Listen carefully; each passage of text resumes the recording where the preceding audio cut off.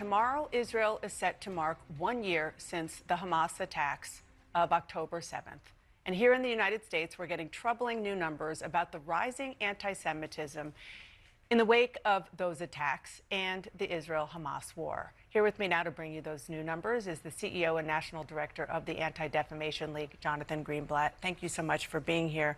I want to dig into these numbers and show them to our viewers. According to your report, there have been more than 10,000 anti-Semitic incidents in the U.S. since the October 7th attacks, including over 8,000 instances of verbal or written harassment, more than 1,800 instances of vandalism, and more than 150 physical attacks targeting Jews. And just for context, that's a 200% jump from the previous year.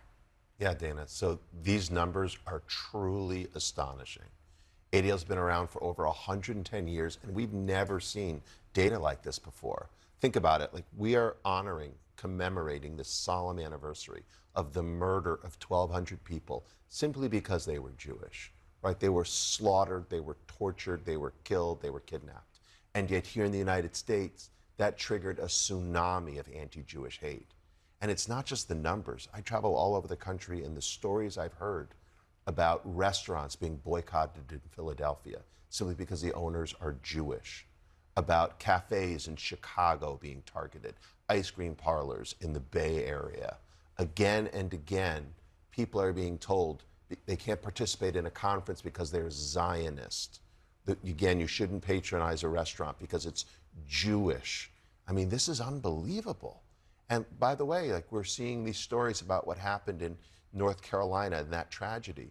And there has been an avalanche of anti-Semitic conspiracies directed at the mayor, directed at FEMA, as if somehow the Mossad is involved in distributing disaster relief.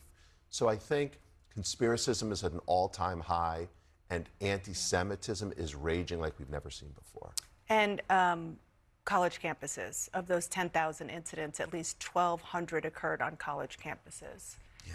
Has that, I mean, now that they're back on campus, has that curbed at all since what we saw last spring? Not really. I mean, I think for Jewish people in this moment, we all were in synagogue this week, found ourselves walking through metal detectors and past armed guards simply to worship. And then we have our kids on these campuses. Now, it's certainly true we haven't seen the wave of encampments, but this week, the anti-Israel groups on campus are planning a week of rage to start tomorrow on 10/7, when we are trying to commemorate those we lost in this heinous, unprovoked attack.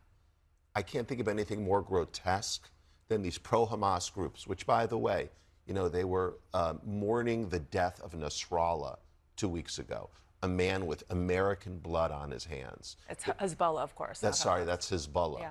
But they're waving the Hezbollah and the Hamas flags. And they are lionizing what happened on 10/7, calling it an act of resistance. In my mind, rape is never resistance. But our kids are dealing with this. So we saw nearly a 500% increase in anti-Semitic acts on college campuses in the last academic year. I mean, again, in response to this act of terror, our students are being terrorized. It's unacceptable.